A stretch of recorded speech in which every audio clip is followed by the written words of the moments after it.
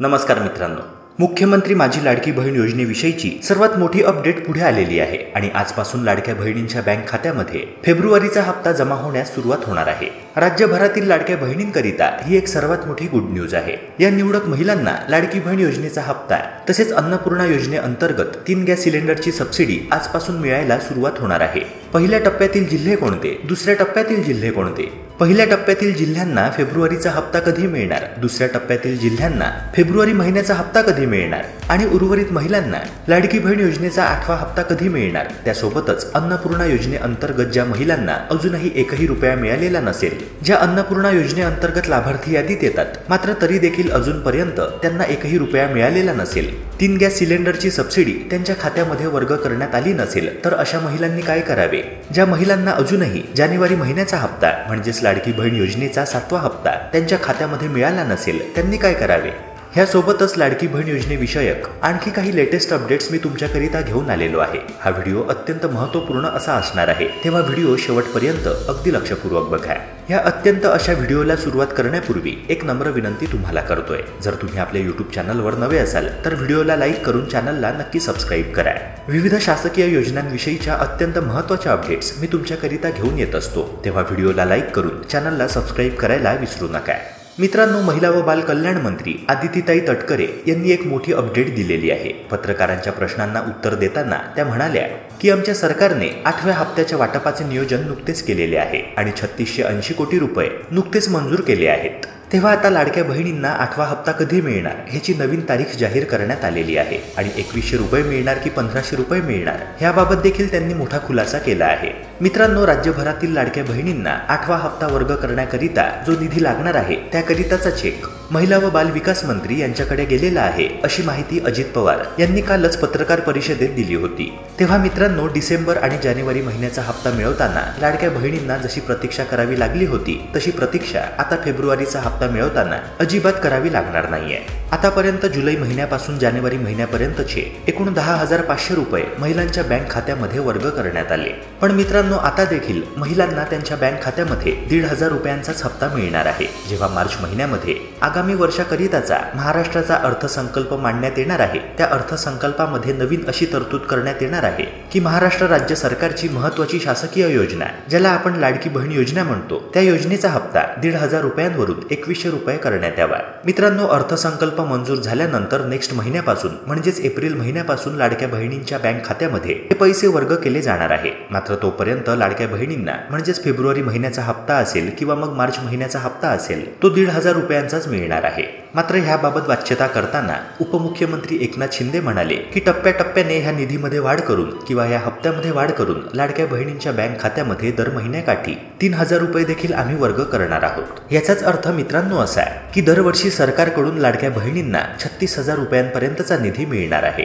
मित्रांनो, 8व्या हप्त्या वाटपाबाबतची एक मोठी अपडेट म्हणजे सरसकट सगळ्याच महिलांच्या बँक खात्यामध्ये हे पैसे वर्ग करता येणे शक्य नसल्या कारणाने सर्वप्रथम या 8 जिल्ह्यांमध्ये आणि 7 बँकांमध्ये निधीचे हस्तांतरण आजपासून केले जाणार आहे। तेव्हा मित्रांनो, पहिल्या टप्प्यातील 8 जिल्हे कोणते आणि 7 बँका कोणत्या ते आपण लगेचच जाणून घेऊया। पहिल्या टप्प्याकरिता निवडण्यात आलेल्या जिल्ह्यांची यादी म्हणजे पहिला जिल्हा आहे नांदेड, दुसरा जिल्हा आहे औरंगाबाद म्हणजे छत्रपती संभाजीनगर, तिसरा जिल्हा आहे बीड, चौथा जिल्हा आहे वर्धा, 5वा जिल्हा आहे चंद्रपूर, 6वा जिल्हा आहे रायगड, 7वा जिल्हा आहे सिंधुदुर्ग आणि ह्या यादीतील शेवटचा म्हणजेच 8वा जिल्हा आहे मुंबई उपनगर।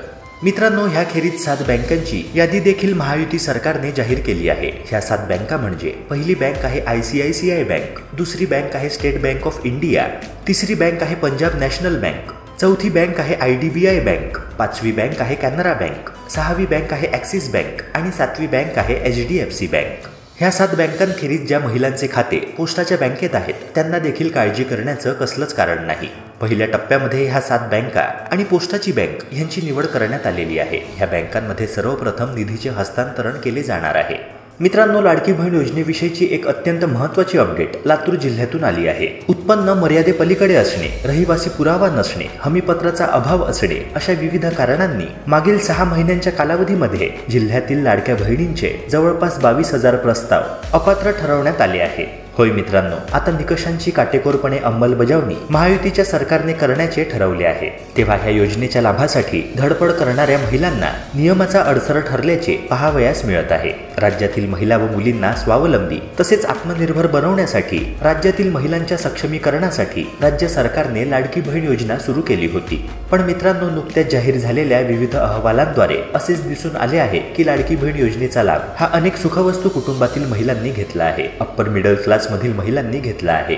या योजनेच्या निकषांमध्ये बसत नसताना देखील अशा महिलांनी आतापर्यंत लाडकी बहीण योजनेचा लाभ मिळवलेला आहे। मात्र अशा महिलांना देखील आता कडक कारवाईला सामोरे जावे लागणार आहे।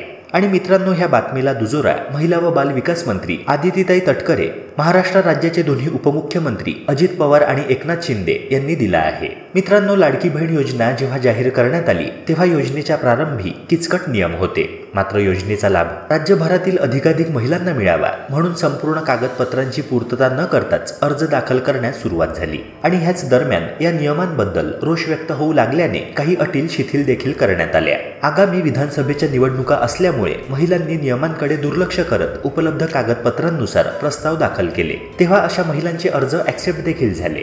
पण मित्रांनो, आता लाडकी बहीण योजनेच्या सर्व लाभार्थी महिलांचे फॉर्म कडकरित्या तपासले जात आहे आणि एकाही निकषाची पूर्तता जर सदर लाभार्थी महिला करत नसेल तर तिला तातडीने योजनेच्या लाभार्थी यादीतून वगळण्याचे आदेश देखील मुख्यमंत्री देवेंद्र फडणवीस यांनी दिल्याचे मीडिया रिपोर्टनुसार समोर आले आहे। बहुसंख्य महिलांचे फॉर्म ह्या प्रोसेसमधून रद्द करण्यात आले आहे। ह्यामधील प्रमुख कारणे म्हणजे रहिवासाचा पुरावा नसणे, उत्पन्न अधिक असणे, आधार कार्डच नसणे, संजय गांधी निराधार योजना, इंदिरा गांधी निराधार योजनेचा लाभ घेत असणे, तसेच मित्रांनो प्रधानमंत्री किसान सन्मान निधी योजनेत देखील सहभाग, अशा कारणांनी अशा महिलांचे प्रस्ताव अपात्र ठरवले जात आहेत। तसेच मित्रांनो, आणखी एक महत्त्वाची अपडेट पुढे आली आहे की घरामध्ये चारचाकी घेतल्याने, सरकारी नोकरी लागल्याने तसेच अन्य योजनांचा लाभ घेत असल्या कारणाने 57 महिलांनी ह्या योजनेचा लाभ घेण्यास लेखी नकार दिला आहे।